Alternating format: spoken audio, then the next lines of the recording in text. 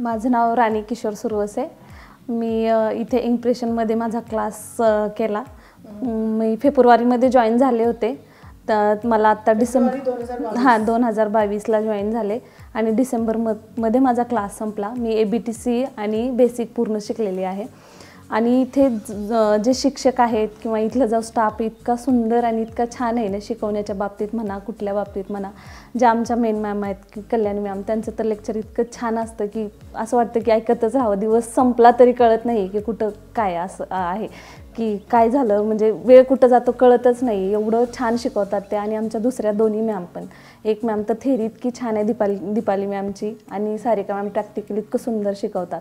इथे क्लास केल्यानंतर confidence level इतका वाढला की असं लोक आता म्हणतात की तू पहिलेची वाटतच नाही आहे. पहिले जसं होती आत्तामध्ये खूप फरक आहे असं म्हणतात. खूप बदल झाला आहे तुझ्यामध्ये. आणि हा बदल मी डेफिनेटली ह्याच्याने सांगू शकते की या मॅममुळे झालेलं आहे आणि ह्या क्लासमुळे झालेलं आहे. आणि क्लास तर इतका सुंदर की तुम्हाला काय, माझं तर शून्यापासून सुरुवात होती म्हणेन मी, की मला त्याच्यामधलं 0 नॉलेज होतं.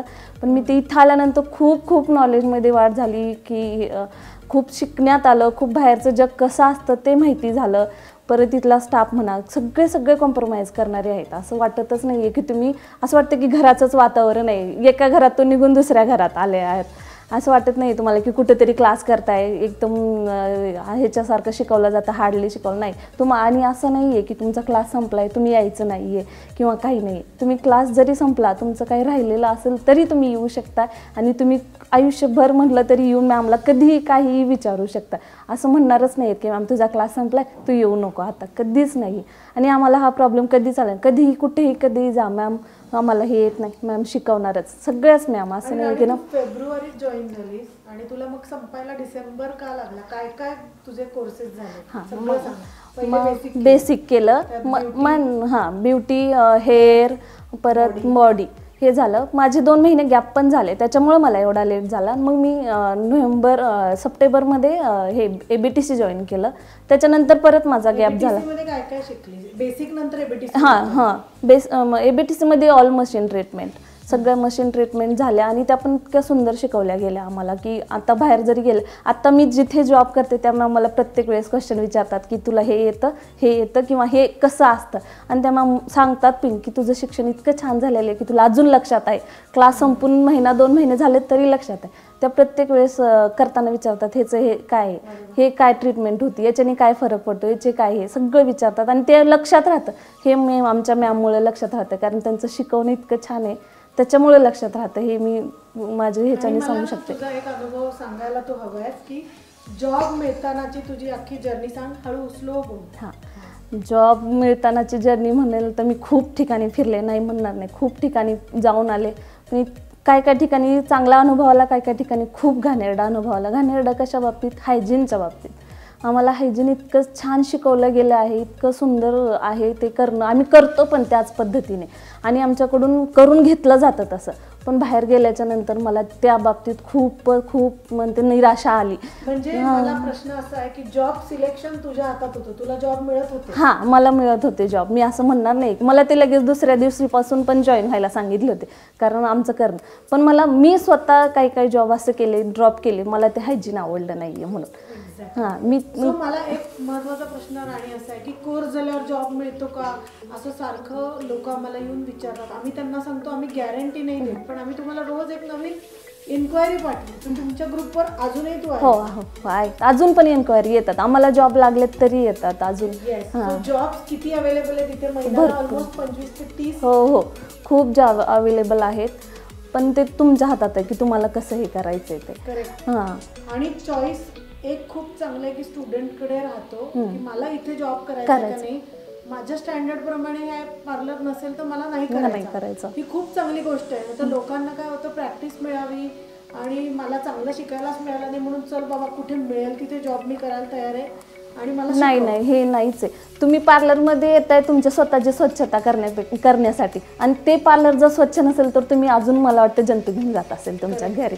खूप कारण तुझं थोडंसं इंटरव्ह्यूचं हे सांग की काय काय कुठे कुठे इंटरव्ह्यू दिलेस आणि काय काय मजा तू खूप शेअर केली. हां खूप मी भरपूर ठिकाणी गेले मोठ्या पण नाव नाही घेणार, मोठ्या पार्लरमध्ये पण गेलं, पण इतके घाण आहेत ना, एकाचे वापरलेले वस्तू दुसऱ्याला वापरली जाते, एकाचे वापरलेले प्रोडक्ट उरलेले प्रोडक्ट परत त्या दुसऱ्यासाठी वापरले जातात.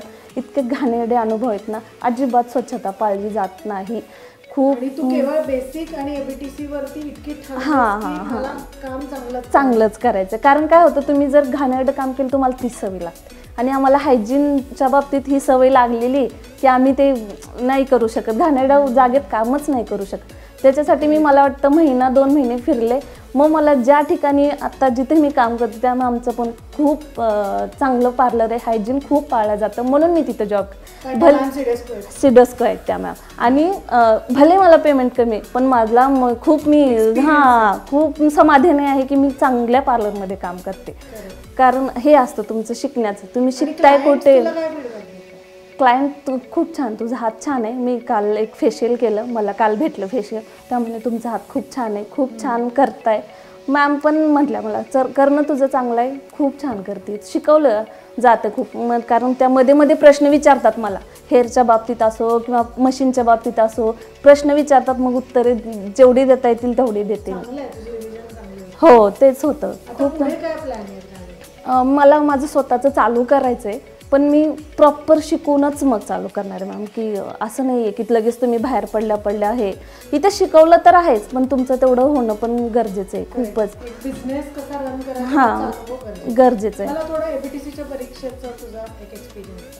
एबीटीसीची परीक्षा तर इतकी सुंदर झाली आमची, त्याच्या बाबतीत सांगणं, त्या मॅम इतक्या खुश होत्या, हायजीनच्या बाबतीत इतक्या खुश झाल्या त्या. आणि असं फील आले की 10वी-12वीची परीक्षा देतो का काय आम्ही, कारण त्या इतके क्वेश्चन विचारत होत्या, मध्येच येऊन बघत होत्या. सेम 10वी-12वीचा जो एक्सपिरियन्स असतो तसाच एक्सपिरियन्स आहे त्याला. 30 केलेत मॅम. 30 केला. आणि पेपर्स किती इथे बसून सॉल्व्ह केले? पेपर 7. Very good. त्यामुळे कॉन्फिडन्स होता. आणि मी असं सांगू शकते की माझं एबीटीसी मी जॉईन केलं आणि माझा महिना गॅप झाला, फक्त 1 महिना मी एबीटीसी केलं आहे, प्रॅक्टिस केली, मी एक्झाम दिली, आणि त्यात पण मी टॉप 3मध्ये आहे. मला एवढं, आणि हे सगळं मला वाटतं ह्या मॅममुळे आणि क्लासमुळे झालेलं. कारण माझ्यात अजिबात कॉन्फिडन्स, असं बोलायचं तर कॉन्फिडन्सच नव्हता.